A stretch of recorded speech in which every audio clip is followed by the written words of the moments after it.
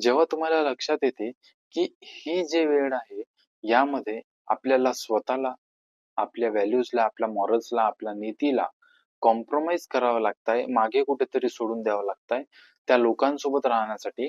म्हणजे याचा अर्थ हेच आहे, की आता वेळ झालेली आहे, की आपण लोकं आपल्या जीवनात बदलले पाहिजे. कारण जिथे आपल्या व्हॅल्यूज, आपल्या नीती, आपल्या मॉरल्स आपल्याला कॉम्प्रोमाईज करावं लागते, आपल्या स्वतःला आपल्याला कॉम्प्रोमाईज करावं लागते, तेव्हा आपण ग्रो करून जातो कोणत्याही रिलेशनमधून, कोणत्याही व्यक्तीसोबत. आणि तेव्हा आपल्याला मूव्ह ऑन करावं लागतं. दुसरे व्यक्ती आपल्या जीवनात आणावं लागते.